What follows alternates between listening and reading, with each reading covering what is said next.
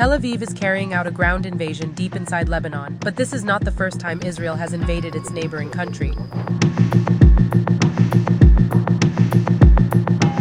In 1978, the Israeli army conducted an aggressive invasion of Lebanon under the pretext of neutralizing the Palestine Liberation Organization.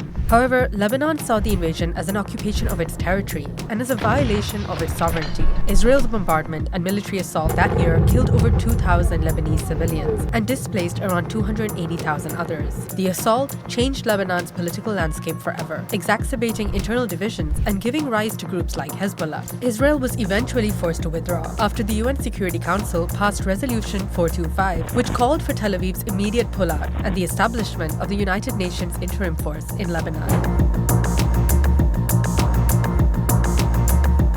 On June 6, 1982, Israel launched a more extensive invasion called Operation Peace for Galilee. This time around, Tel Aviv aimed to expel the PLO from Lebanon entirely, accusing it of being responsible for the attempted assassination of the then Israeli ambassador to the UK. Israeli forces advanced all the way to Beirut, laying siege to the country's capital. This invasion is notorious for the Sabra and Shatila massacre, when Israeli-supported militias entered Palestinian refugee camps and massacred hundreds to thousands of civilians. By August 1982, the PLO leadership and its fighters were evacuated to Tunisia, marking the end of the organization's military presence in Lebanon.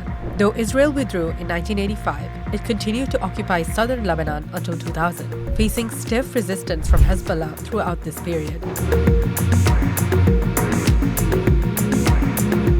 After years of sporadic clashes between Israel and Hezbollah, Tel Aviv launched airstrikes on Lebanon, including Beirut, in July 2006. A naval blockade was imposed and a ground invasion into southern Lebanon followed. Israel's air force bombed much of Lebanon's civilian infrastructure, including bridges, roads, and power plants, severely impacting the population. However, Israeli ground forces faced strong resistance from Hezbollah, which used guerrilla warfare tactics, inflicting significant casualties on the Israeli side. By August 2006, the UN Security Council passed Resolution 1701, calling for a ceasefire, the disarmament of Hezbollah, and the deployment of the Lebanese army and UN peacekeeping forces in southern Lebanon. Approximately 1,200 to 1,500 Lebanese were killed, with over 1 million people displaced through the heavy Israeli bombardment of civilian areas.